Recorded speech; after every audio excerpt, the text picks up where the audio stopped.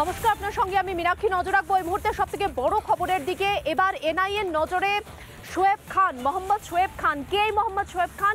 সে সক্রিয় আইসিস জঙ্গি, আর তাকে এই মুহূর্তে তার খোঁজ চলছে, কারণ অসমে এবং বাংলায় বিভিন্ন নাশকতার ছক এই শোয়েব খানের। আরও বিস্তারিত জানাবেন, সরাসরি চলে যায় নিউজ রুমে, যেখানে রয়েছেন আমাদের প্রতিনিধি ভজন। ভজন, এই শোয়েব খান সম্পর্কে আর কি কি তথ্য পাচ্ছ সূত্র মারফত? মীনাক্ষী, এই শোয়েব খান হচ্ছে মূলত এই যে সমস্ত এই যে নাশকতার পরিকল্পনা, এই নাশকতার পরিকল্পনার হচ্ছে মাস্টার মাইন্ড বলে শোয়েব খানকে ধরা হচ্ছে।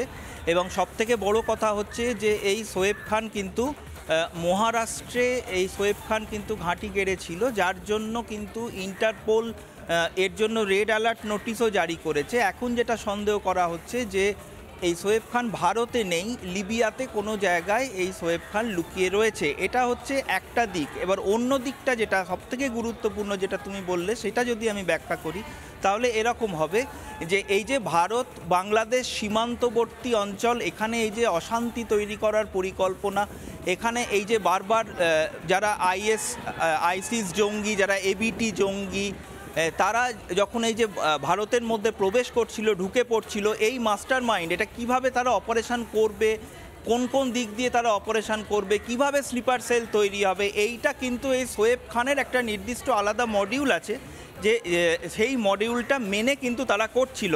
যেমন আমি তোমাকে বলছি, ছত্রপতি সম্ভাজিনগর আইসিস মডিউল, এইটা হচ্ছে শোয়েব খানের মডিউল।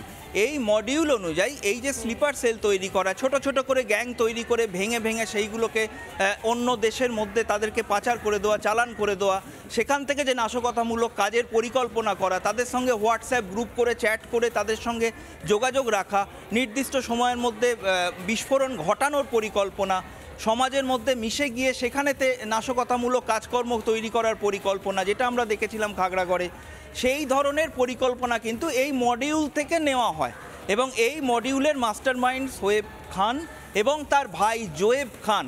এই জোয়েব খানকে কিন্তু শোয়েব খান এই যে জঙ্গি প্রশিক্ষণের কাজ, এই জঙ্গি প্রশিক্ষণের কাজে কিন্তু এই জোয়েব খানকে কিন্তু ব্যবহার করা হতো।